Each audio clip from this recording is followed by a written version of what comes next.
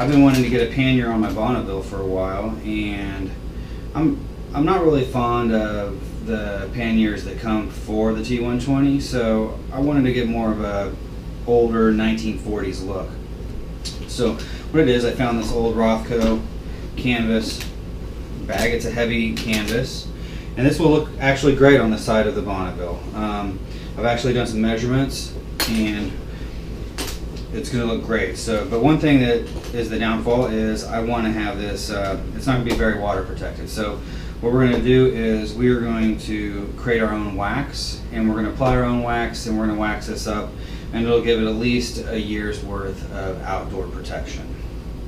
Now, there's lots of ways you can use the wax, and one of the things that I like is I like a heavier beeswax. So what I've done is I've purchased some bars of beeswax. This is organic beeswax that I purchased off of Amazon, and I've purchased a stick of otter wax. Now, I've used both of these in various different applications in the past, and I've come to discover that the otter wax is a little bit more oily than I would like it to be, but I do love having like the linseed oil and some of the oils that it comes with, and it saves me a process of having to create like a snake oil myself. But what I'm going to be doing is more of a snake oil process. Now, some of you might be familiar with Greenland wax, which is absolutely excellent for outdoor gear and stuff, but it doesn't kind of give it that leather, kind of almost like that leathery look.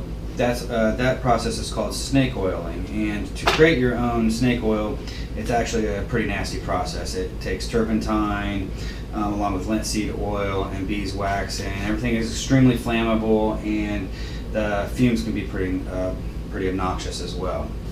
So I found the solution that works best for me is to honestly just take the beeswax. It gives me a little bit more of a sticky consistency in my wax, and then I take the bar of the otter wax and I melt down the 4 beeswax in a container, like a tin container like this. And we'll get into that process here a little bit later. And then I just melt the otter wax right into my beeswax and stir them all together, and then I kind of get the advantage of some of the oils in the otter wax, but with a consistency that's more my style. So what I'm going to do is I'm going to start getting some things ready, and then we'll get into that process here in a minute. So we're going to start off the process with just first cutting up some of the wax. And we're just going to basically chop it up as much as you possibly can and break it up into small pieces, and we're actually going to fill up the tin with of course this and chopped up otter wax. So the otter wax, you'll find, is actually just kind of crumbles really nice like that. So I'll get this done and then I'll be back with you. Okay, so that 4 bars of beeswax and the bar of otter wax chopped looks like this,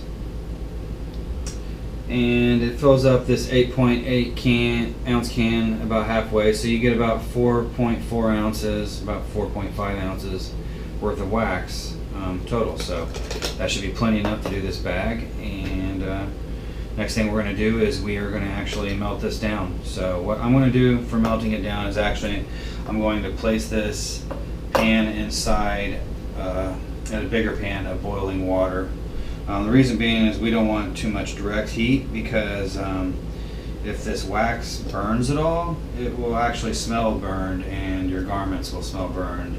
So definitely just do like a water boil if you can. Okay, so next we're going to melt the wax, and you can see the way that I've done this here is I've actually got it to where it's just sitting in boiling water, so that it's not going to be direct heat. And I'll get back to you when this is all melted.